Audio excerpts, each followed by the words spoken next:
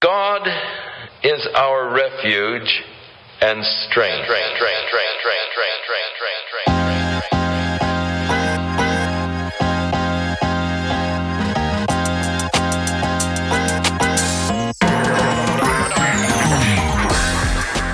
Yo, what's up, everyone, and welcome to another episode of Refuge and Strength. This is the podcast where we go verse by verse to the book of Psalms to explore the character, nature, purposes, and promises of the one who protects and equips us through the day-to-day grind of life. I'm Brandon, some people call me Pastor B-Side, and today we'll look at the attributes of God as described in Psalm 31. Now, this is our third week in Psalm 31. We've got one more week to go. Today, we'll be covering verses 9 through 18, so make sure you're caught up on the previous episodes in Psalm 31 so that it all connects and you can make sense of it all. So what are we going to talk about today? Well, the title of our episode is called The Right Focus. What does that mean? Well, we all have to deal with difficult situations and difficult people. I mean, sometimes our tough circumstances are caused by difficult people, right? So how do we handle those situations? Sure, we can just ride it out and hope the tension of the circumstances fizzles out over time. But are we using those moments to witness through our faith as we go through those struggles?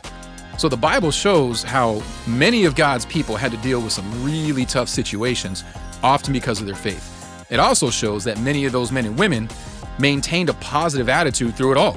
And that was their witness about the goodness of God. So how do we get there, right? All of us would like to operate in that kind of faith. How do we reach a point where our attitudes are hopeful and joyful, even when it feels overwhelming because of what's going on in our lives? We need to have the right focus, and that's exactly what we're going to talk about today. But before we get started, I want to give you a quick reminder to make sure you're subscribed to this podcast and to take a moment and share it with friends and family on your socials. It's really important that we work together to help spread the word of God throughout the world. And if you're benefiting from these Bible studies, chances are you probably know someone who can as well. This is one of the easiest ways in the world to share the truth about God with somebody, and we should all know by now how badly the world needs it. So take advantage while you have the chance. All right, enough of that. Let's get into the scriptures. Here's all of Psalm 31 so we can get a sense of where we were and where we're going. So here's what it says. This is a Psalm of David. In you, O Lord, I put my trust. Let me never be ashamed. Deliver me in your righteousness. Bow down your ear to me. Deliver me speedily. Be my rock of refuge, a fortress of defense to save me. For you are my rock and my fortress. Therefore, for your name's sake, lead me and guide me. Pull me out of the net which they have secretly laid for me, for you are my strength. Into your hand I commit my spirit. You have redeemed me, O Lord God of truth. I have hated those who regard useless idols, but I trust in the Lord. I will be glad and rejoice in your mercy, for you have considered my trouble. You have known my soul in adversities, and have not shut me up into the hand of the enemy.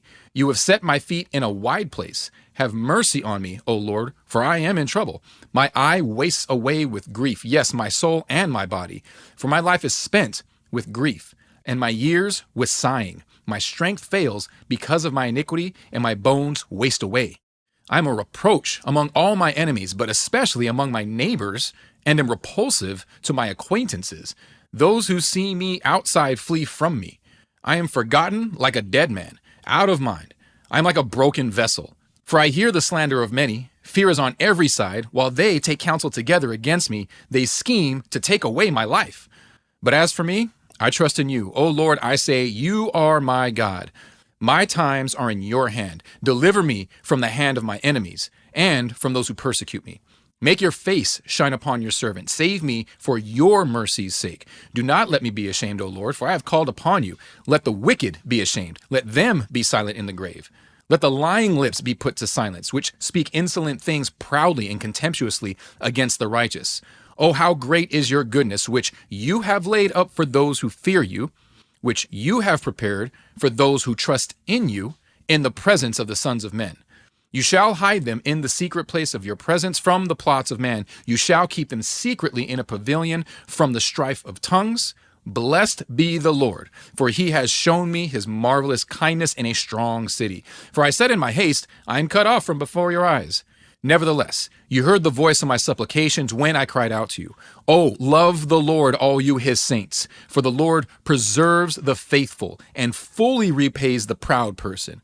Be of good courage, and he shall strengthen your heart, all you who hope in the Lord. All right, so there's a lot to deal with here, right? You know, there's only a few reasons why it's hard to trust the Lord. the way that the Bible commands. So let's start with that understanding. The problem is that these reasons are ongoing, right? There's not a lot of reasons. It's just that they never go away, even though there's just a few. One of the main reasons that prevents us from trusting the Lord, as the Bible says we should, is our fleshly nature. We're carnal by nature, meaning we're made of material matter that is corrupt and decaying. And we're subject to physical and material issues, even as believers. And for those of us aging, going into the 40s or 50s and beyond, we can kind of relate to that, right? So as believers, we become new creations when we're born again by the Spirit, but we still live in the same physical bodies, and we still have the same memories oftentimes and things like that, and all of that according to the natural habits and affections that we were born with. We still have to deal with our surroundings also. This means that we're still prone to handling life based on what we physically see, hear, and feel. So it's extremely difficult to walk by faith instead of by sight. It's exceptionally hard to trust in the Lord because we can't see him, right? Remembering that the true aspects of life are spiritual in nature, regardless of what we see and hear. Life will inevitably present circumstances that seem threatening, scary, and of course concerning. But the Bible explains that God's true people have faith that he provides, enabling us to trust him despite the difficulties these circumstances bring. So the testimony of King David is a pretty good place to learn how to trust in the Lord with all of our heart, looking to him as an example based on the severity of circumstances he had to deal with. He dealt with far more than most of us ever will. The Bible shows that David's life was crazy, exceptionally difficult. Having been uniquely selected by God to establish his own messianic throne in Jerusalem, David had a large spiritual target on his back, which manifested in very real ways, affecting his physical, mental, and emotional well-being. Psalm 31 remembers one of those instances.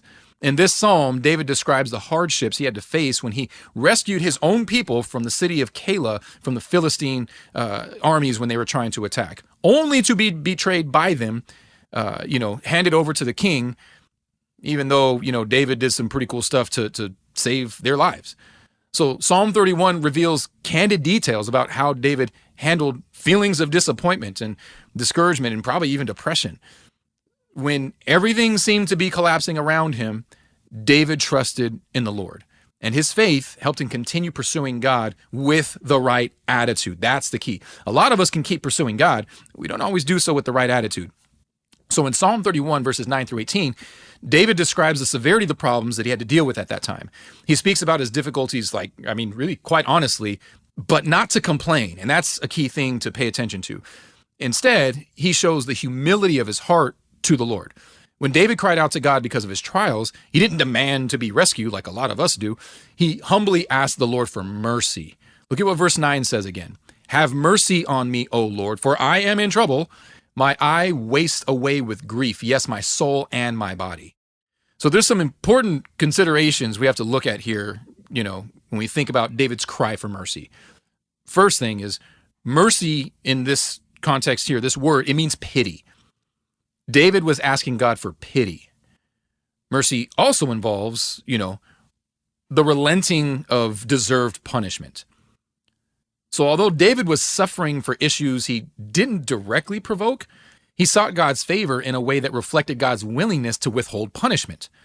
In other words, even though David hadn't committed any specific wrongs against King Saul or against the people of Keilah, he knew that his sinful nature was offensive to God just because he was human. So as a result, David believed he deserved to suffer, and probably worse than he already was. He knew his soul was corrupt and unrighteous in God's eyes.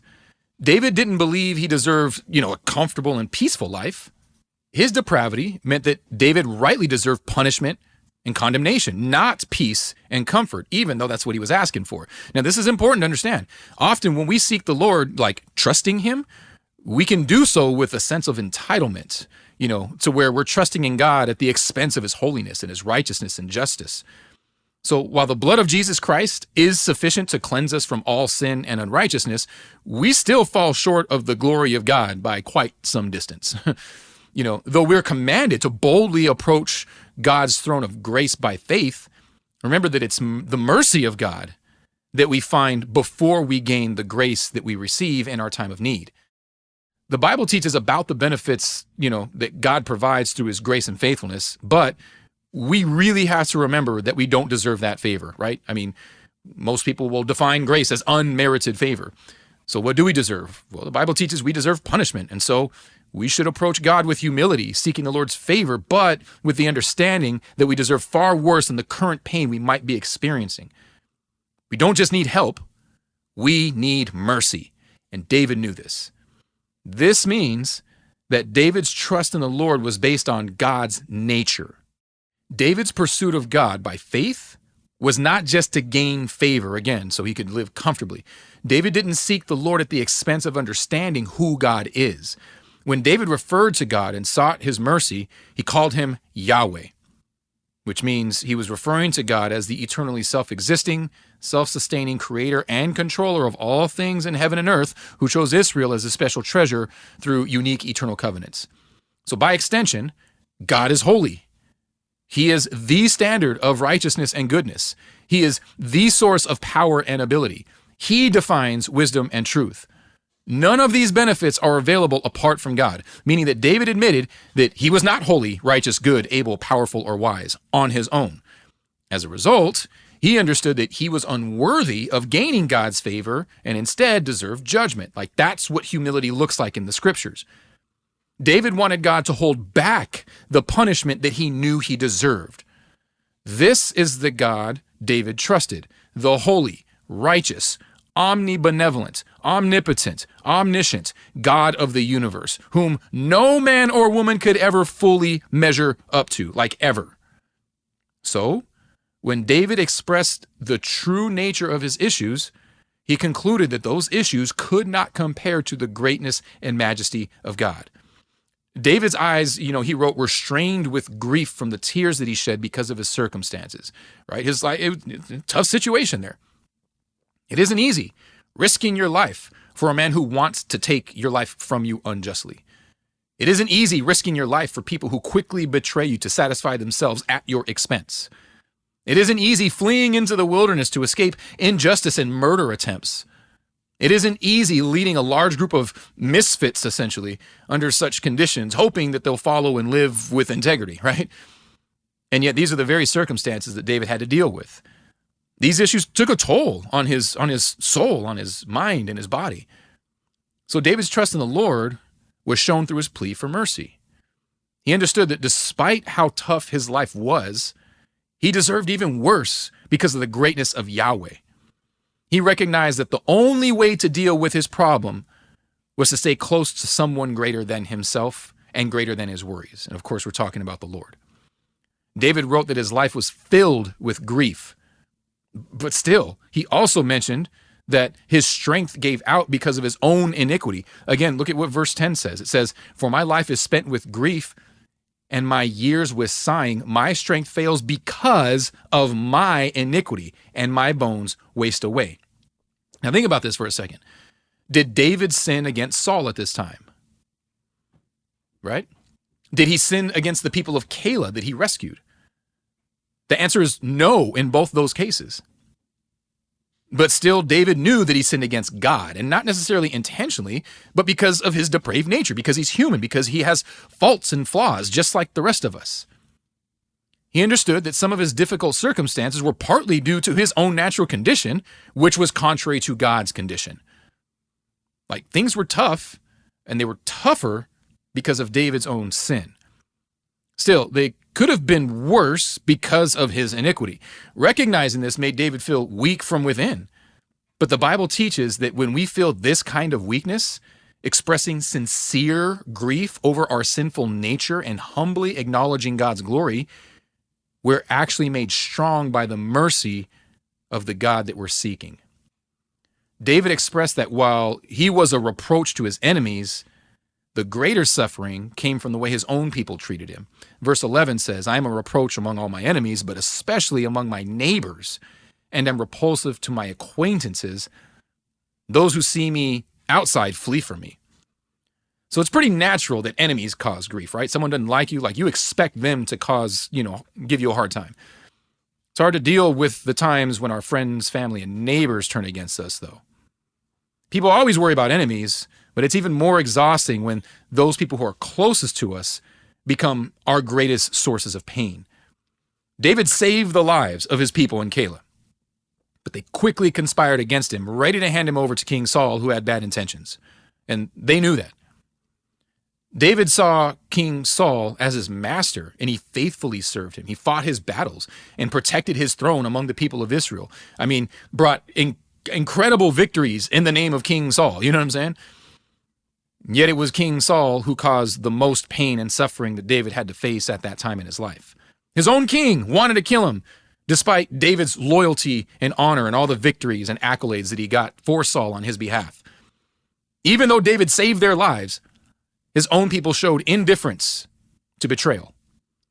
So it became clear to David that he couldn't rely on anyone. He couldn't trust anyone. He couldn't hope in anyone because those that he helped the most were the ones making his life the hardest. That's tough. So this shows that David's pursuit of the Lord was really focused. I mean, why wouldn't it be? How could David put a person in front of the Lord if all the people that David knew were so shady? This means that David's trust in the Lord was actually in the Lord and his merciful nature and the benefits that stem from it. So often we say that we trust the Lord, but we really trust in the people that we think or hope God might use to change our circumstances. I mean, it's common, for us to say that we trust the Lord, but really be trusting in the resources that God might use to bail us out of our suffering, right? So David didn't have the benefit of either of those things. There were no people, there were no resources. He only had Yahweh. However, since Yahweh is eternally self-existing and self-sustaining, he didn't have to use people or resources to preserve his people, leading them into the fulfillment of his purposes for them. So Yahweh is the one who spoke the universe into existence out of nothing, right? He's the one who was righteous to flood the earth when when sin had reached the point where it needed to be judged. He's the one who was wise to scatter people who rebelled against him at the Tower of Babel. He's the one who was gracious to make a covenant with Abraham, Isaac, and Jacob. He's the one who was able to manifest his glory through the burning bush that spoke to Moses without consuming the bush, however that works, right? Pretty cool miracle.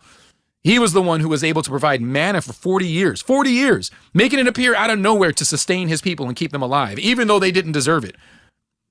He's the one who parted the Red Sea, the Jordan River, and led the people by a self-sustaining cloud and pillar of fire. Like, how do you do that? This is the one that David trusted in, and rightly so, right? Our remembrance of this one should remind us that he transcends even the worst circumstances we could ever imagine and is never in need of anything or anyone or traditional methods to fulfill his purposes and promises. So that's the reason that David said this in verses 12 through 17. But as for me, I trust in you, O Lord. I say, you are my God. My times are in your hand. Deliver me from the hand of my enemies and from those who persecute me. Make your face shine upon your servant. Save me for your mercy's sake.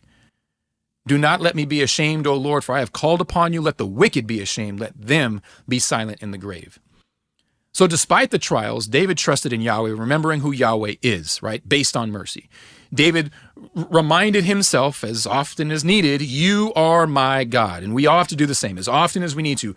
Lord, you are my God. Now, the Hebrew word used for God there is the word Elohim. So that means that David saw the Lord as this personal, majestic, triune ruler of heaven and earth. He acknowledged the superior glory and majesty of God as the creator, the one mentioned in Genesis 1:1, the creator of everything, and yet appreciated God's gracious nature in making himself available to David during his time of need. Like, what business does God have, the creator of all things, connecting with people like us, like we see he does with David? See, David recognized the triune nature of God too, existing whatever form was necessary to fulfill his purposes for his life. Knowing God as Yahweh gave David confidence and some level of peace, at least to take the next step in his life, right, with the right attitude.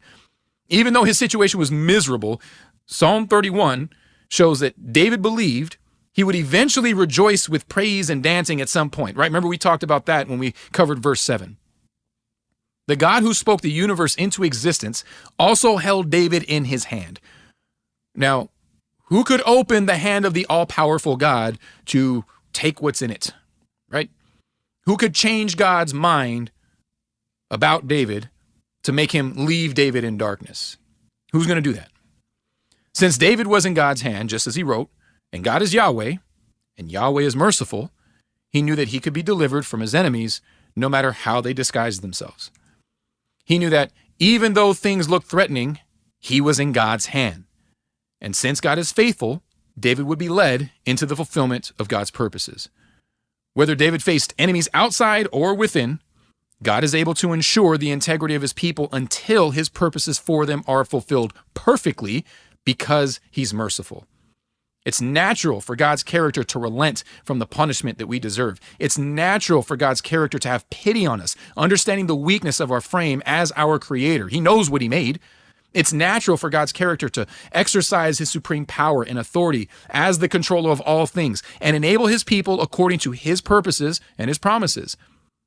That is why he is the deliverer and not the people that he might use. That's why he's the provider and not the resources that he might use. David knew that the way to receive God's mercy, deliverance, safety, and even provision comes from the glory that shines from God's own face. God doesn't need to use a person to deliver us from trials. He doesn't need man-made resources to remove obstacles that keep us from him and his purposes. The glory of his face, like think about that, just his face is enough to sustain, enable, keep, and encourage his people. This means that we only need to look to the glory of God's face in order to receive his mercy. Trusting in the Lord instead of the things or people around us requires us to look at the glory of his face. How do we do that? The scriptures reveal the Father's glory is made visible in his Son, Yeshua HaMashiach, Jesus Christ. Since Jesus is the incarnation of the Word of God, as we learn from the Gospel of John, the Holy Scriptures then, the Bible, that's the practical way we seek the glory of God's face when we have trials. Now, it might seem silly or even counterproductive or counterintuitive to read the Bible by faith rather than dealing with the issues that trouble us. But David knew that God would not let the faith of his people end in shame. He knew that God wouldn't let his faithfulness and trust in the Lord make him look foolish in the end. David confidently wrote this in verses 17 and 18. Do not let me be ashamed, O Lord, for I have called upon you. Let the wicked be ashamed. Let them be silent in the grave. Let the lying lips be put to silence, which speak insolent things proudly and contemptuously against the righteous. Look, God won't let our trust in him make us look stupid or shameful when everything is said and done. David knew that God would judge the proud who act as tools of the devil to keep him from God's plans. He understood that even if his life seemed shameful for a time, for a season, God's mercy would ensure that he could continue pursuing the beauty of God's face. Chasing after the glory in God's face guarantees the glorification of those who seek him by faith. It's because of God's nature and character that we can escape the shame of our miserable condition with hope for a better future. Because keep in mind, even though we might suffer and feel shameful because of that suffering based on how other people are treating us, our own sin is sufficient to make us shameful before God. And if he has given his people forgiveness and cleansing, then that shame is gone. Right? God will do what he has sworn to do. God will not let those who truly trust in him be ashamed, whether for exercising their faith in humility, fearing his judgments, relying on his nature, or trusting in his promises. God will do what he said, and he doesn't need anyone's help, permission, or encouragement to get it done because he's Yahweh. Recognizing and remembering these truths is how David kept going in his purpose, even when life seemed to try to distract and discourage him from it. That's the right focus, these simple things. And that's the truth of who God is as our refuge and strength. So before I get out of here, I just want to remind you that all the Bible teaching I do here is 100% listener supported. This means that I depend on listeners like you to cover the cost of the tools needed to produce this content, as well as all the time I take, studying and preparing the word in these messages. So if you find this podcast helpful and valuable, please prayerfully consider sending a financial gift. This ministry is a registered, nonprofit 501c3, registered with the IRS and all that good stuff through our parent ministry, which is called Proper Knowledge Ministries. And we've been around for a while. So if you'd like to partner with the work of the gospel that I'm doing, you can visit pastorbside.com. That's B-side, like the flip side of a record. The link to that site is in the description. And when you get there, click the donate tab and give any amount as you're able, as the Lord leads. But every bit helps. And if you're down, maybe consider partnering monthly with me by making your gift recurring. Similar to tithing to a church, because, a church is founded on the true teaching of the Bible. Clearly, that's what I'm trying to do here. Just make sure you're not doing this in place of tithing to the church that you fellowship at on a regular basis. So also, I want to remind you about the other podcast that I'm involved with called Getting to Know God. So if you're interested in learning more about God's attributes and character, nature, purposes, and promises, especially through his Hebrew names, because that's kind of the funnel we're studying the scriptures through on that podcast, you should definitely check that one out. So it explores Bible verses that highlight who God is through those names, delving into theology, apologetics, and Bible prophecy, with a focus on understanding the truth of Jesus and who he is as the Son of God and the Messiah of Israel. So I have some cool in-depth discussions about these things with my dude, Pastor Kevin Cooper, and we're trying to bring some other guests as well. Season 1 is already available. Season 2 is currently being recorded, and those episodes will be available very, very soon. So you can check them out on any, major streaming platform like Spotify and Apple Podcast. So I hope you can check that out and subscribe there also. So again, thanks for listening here. Hope you enjoyed the study. Hope it really, brought things into clear focus, simplified things for when life can get complicated through trials.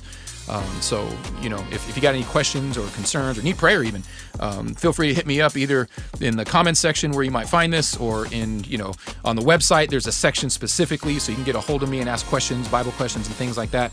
And you can feel free to DM me on my socials and all that good stuff. So also don't forget to share this with friends and family, because if you benefit, they can too. And until next time, peace out.